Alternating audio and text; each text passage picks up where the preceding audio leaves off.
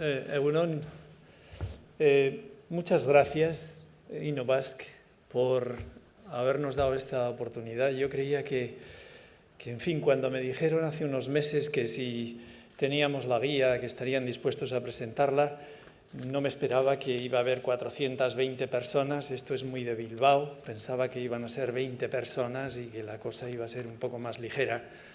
Y veo que no. Y estamos encantados de que sea así, porque esta es una cuestión muy importante.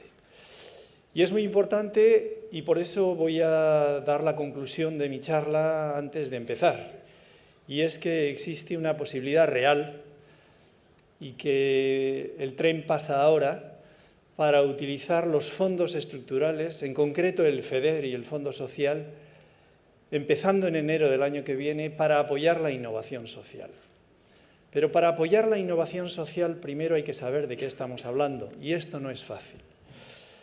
Y no es fácil porque nosotros mismos, cuando empezamos a hablar de innovación social, tuvimos un debate interno dentro de la Dirección General en la que había algunas personas que decían, bueno, esto es un concepto tan etéreo, tan difícil de capturar, que va a ser imposible de financiar. Esto es una moda, es algo que hablan los sociólogos, que tiene muy buena intención, que sienta muy bien para decirlo en conferencias de este tipo, pero en concreto de qué estamos hablando y cómo se puede financiar, cómo se puede medir y qué consecuencias puede tener para nuestro negocio principal, que es promover la innovación para crear empleos sostenibles en una época de globalización acelerada. Entonces vamos a empezar por el principio, y es decir, ¿de qué estamos hablando? Cuando hablamos de innovación social estamos hablando, para empezar, de innovación. Y la innovación está definida por el manual Oslo y se refiere a precisamente lo que tenéis en la pantalla. A un concepto que va mucho más allá de la investigación y el desarrollo y que explica o que se refiere a los pasos susceptibles de ser apoyados por las políticas públicas necesarios para introducir un nuevo producto, proceso, servicio mejorado, diferente, mejor en el mercado. Pero que también hace referencia a algo más intangible, como son las nuevas formas de organización o las nuevas formas de comercialización de las empresas. Pero hablamos de innovación social, innovación. Hablamos también de una definición de innovación que Áñez ya os ha explicado. Una innovación en sus fines y en sus medios. Una innovación que tiene como punto de referencia nuevas necesidades sociales que requieren respuestas diferentes, porque estamos en otro mundo. Y una innovación social que hace referencia a un concepto que para mí es fundamental, que es el emprendedor social. Y este emprendedor social, que es el que va a llevar adelante estas innovaciones sociales, y que creo que algunos de ellos están aquí representados, es la persona que intenta desarrollar en este mundo dificilísimo y arriesgado de la innovación, en el que la financiación es muy escasa y las dificultades enormes, un proyecto que necesariamente tiene que ser rentable. Esto no es caridad. Esto es un proyecto empresarial que al menos en un 50% se puede autofinanciar.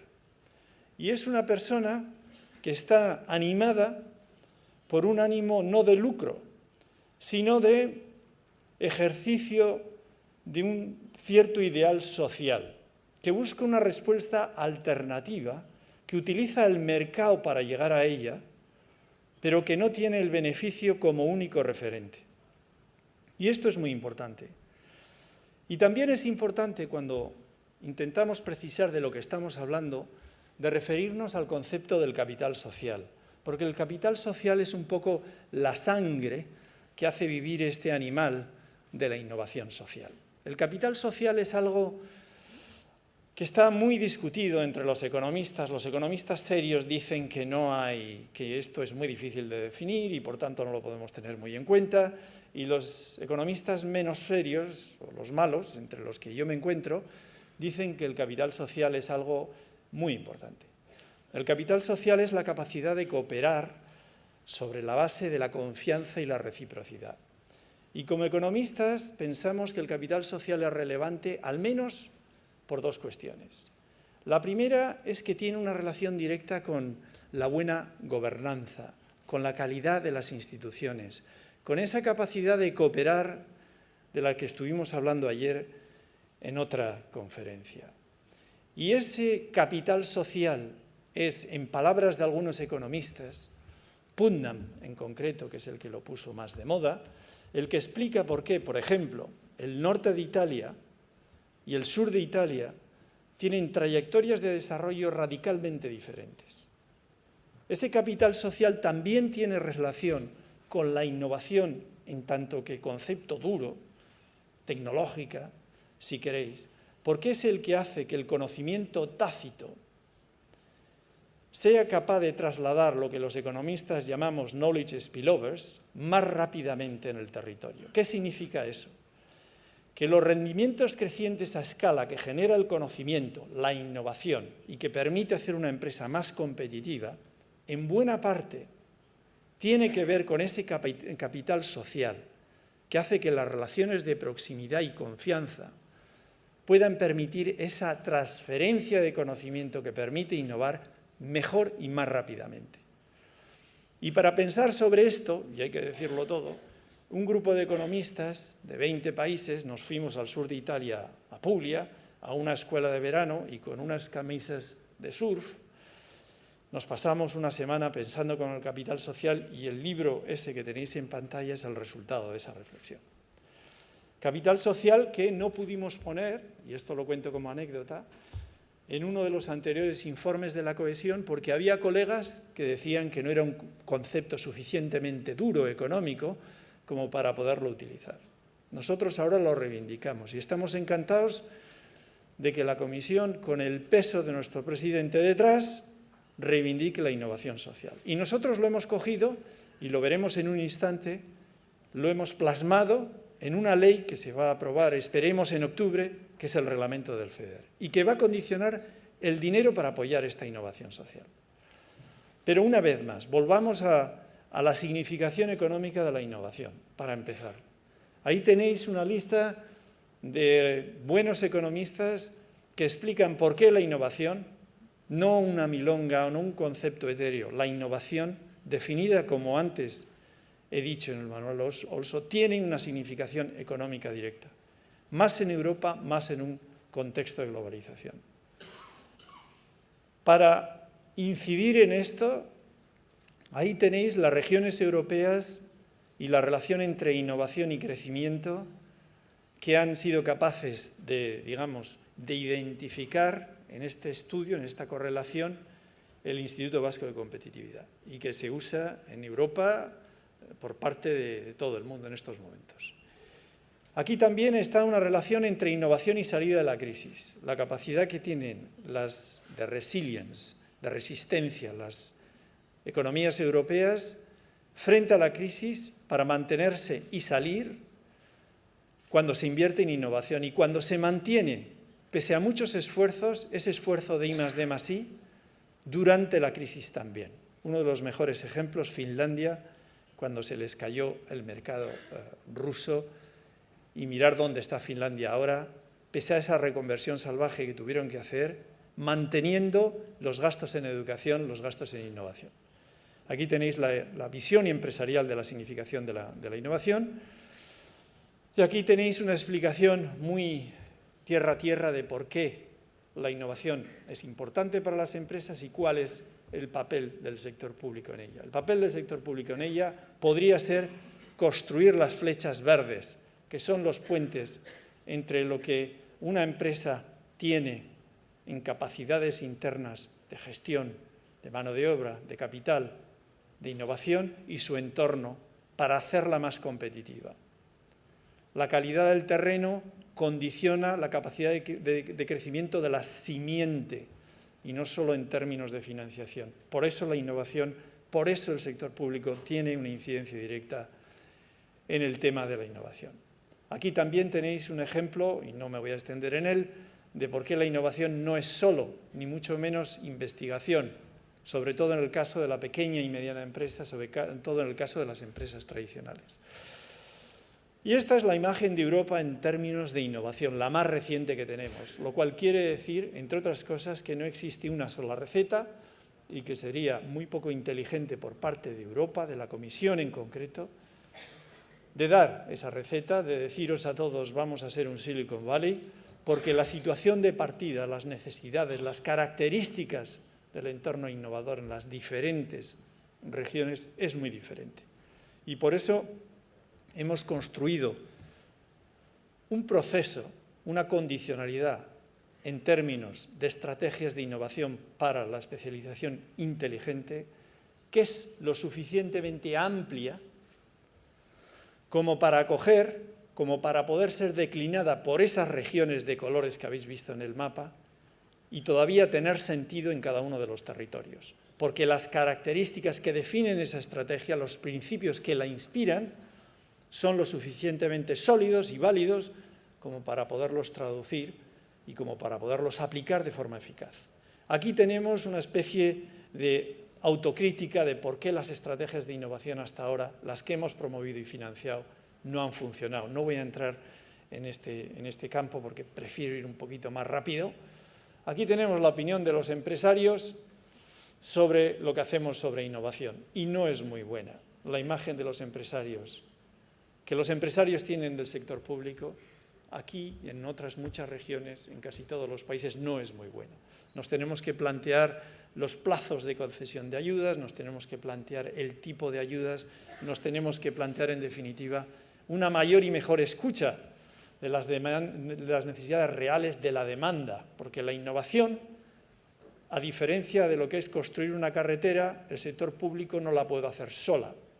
La innovación depende de una tercera parte, que es el empresario, que es el único que puede innovar realmente, y a él se le puede invitar a que lo haga, pero solo él puede decidir el hacerlo. Los ingleses tienen una expresión que dice, le puedes llevar al caballo a beber al lago, pero no le puedes obligar a hacerlo. Bueno, en la política de innovación esta es la dificultad. Una carretera, cogemos un mapa, hacemos una raya, tenemos una multinacional de la construcción y se construye. Para hacer innovación, para hacer emprendedurismo, el sector público se tiene que comportar de otra manera.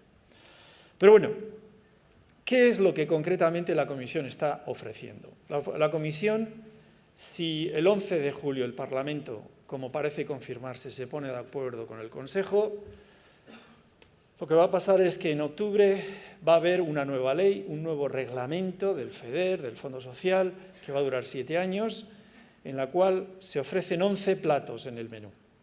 Los 3 primeros son la innovación, las tecnologías de la información y la competitividad de la pequeña y mediana empresa.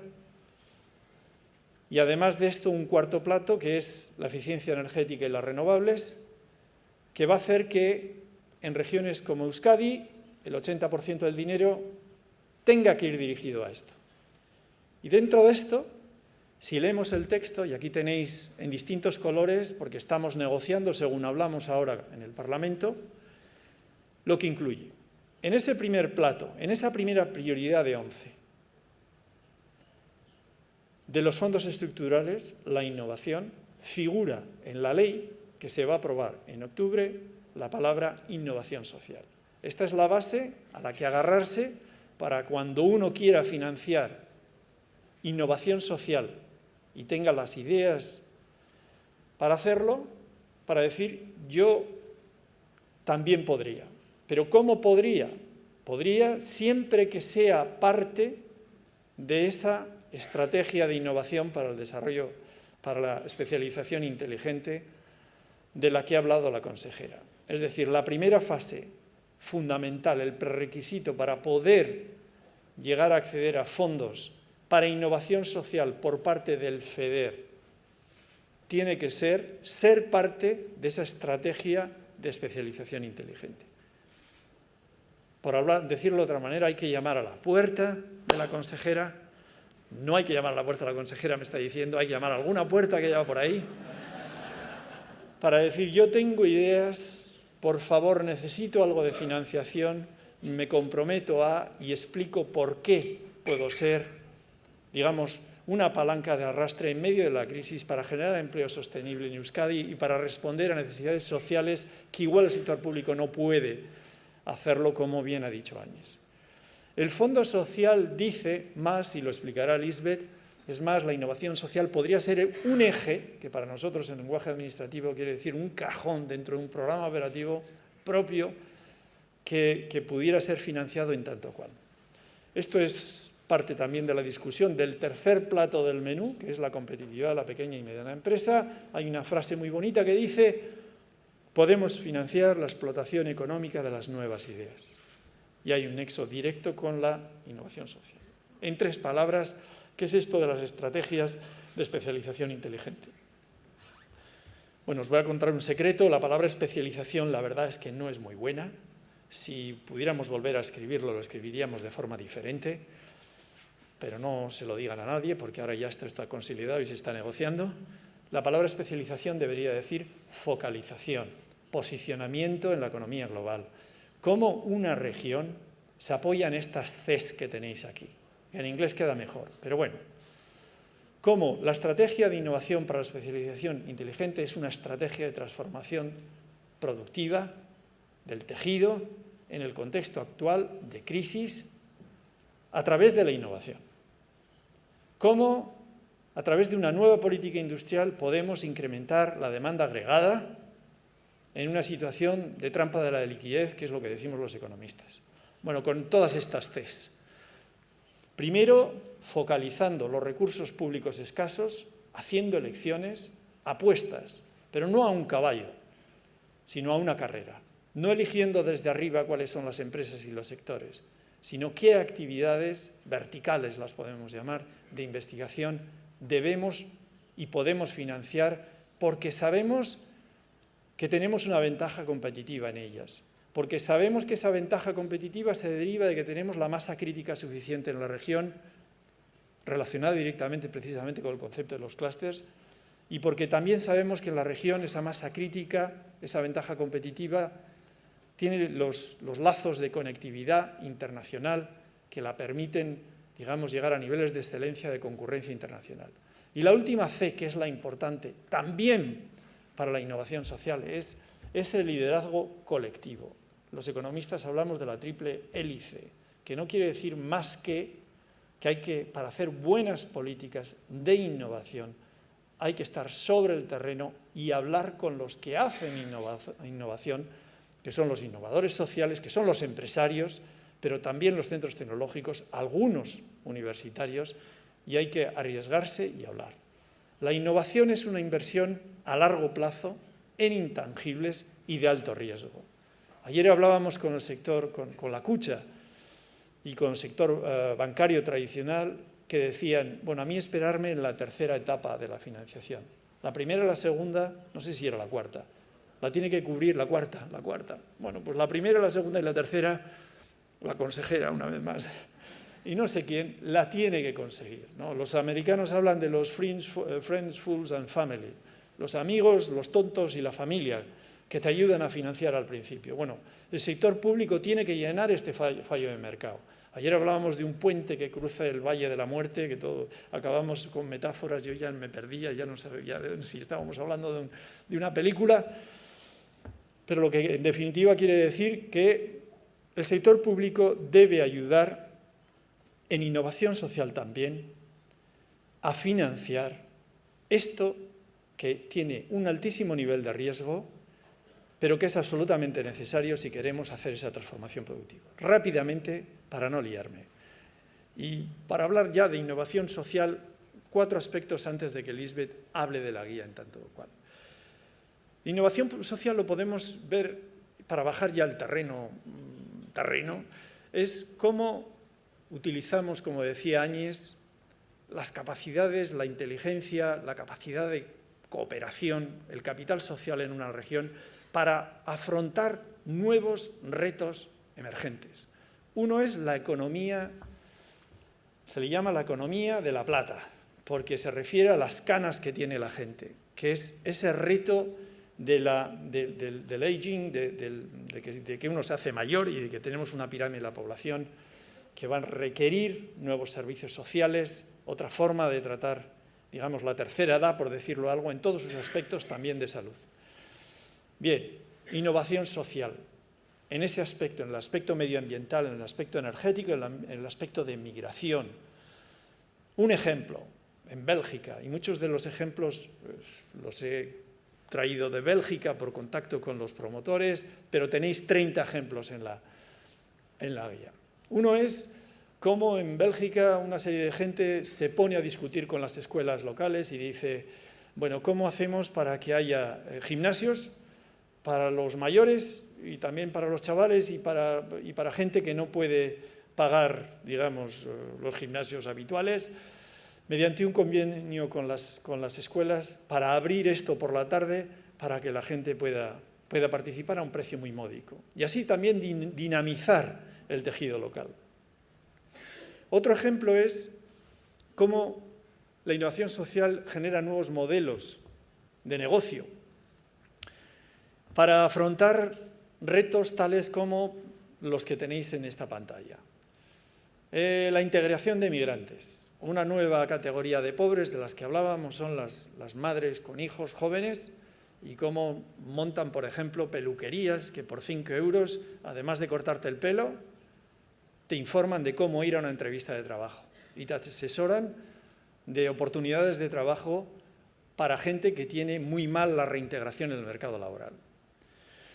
Otro es el tema de los discapacitados. Y hay que tener en cuenta que en este tema discapacitados somos todos.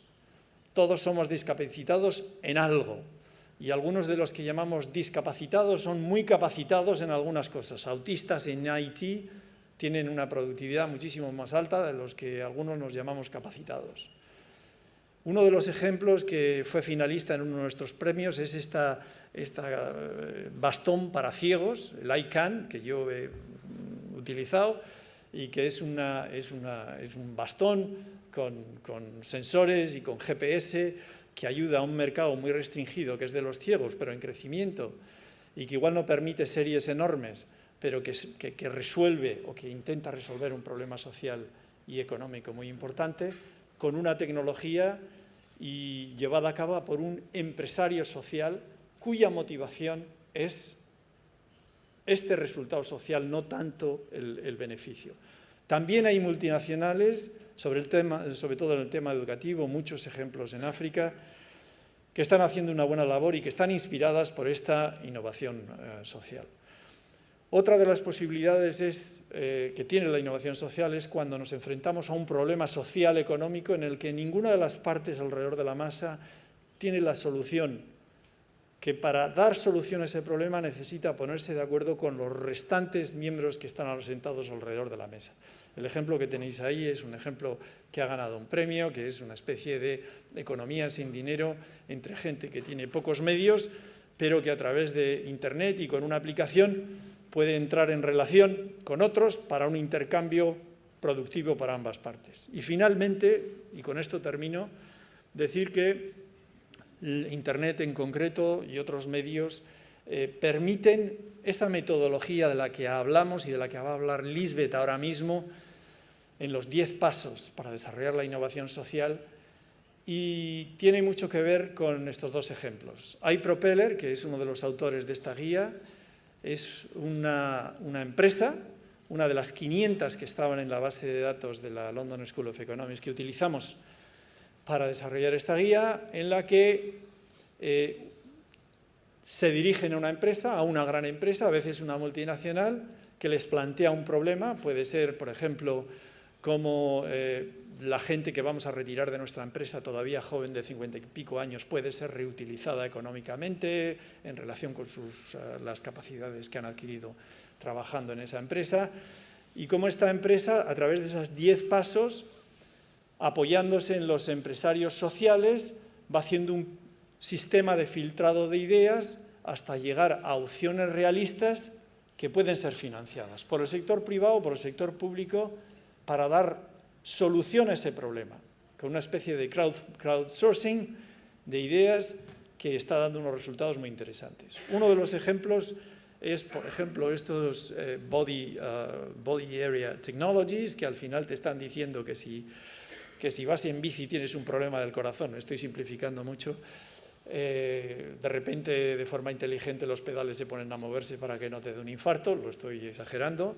o que si de repente estás muy estresado y pasas por un parque te dicen, oye, que hay un parque cerca, siéntate, que ya verás que bien, quédate tranquilo. En fin, son cosas que pueden sonar frívolas, detrás hay un esfuerzo tecnológico brutal, el IME, que es uno de los centros punteros en el mundo en este ámbito, y la innovación social también tiene su cabida ahí. En definitiva, y me voy a callar ya, porque Lisbeth va a hablar de lo más interesante, que son los pasos que figuran en esta guía, animaros sinceramente a hacer realidad este concepto y, si es posible, utilizando los medios que va a poner a disposición Europa a través de ese tercio del presupuesto, 320.000 millones esperamos, para el próximo periodo, para que se pueda financiar los sueños, las ideas de innovación social, y que, una vez más, fundamental participar de forma activa en la elaboración de la estrategia de innovación para la especialización inteligente,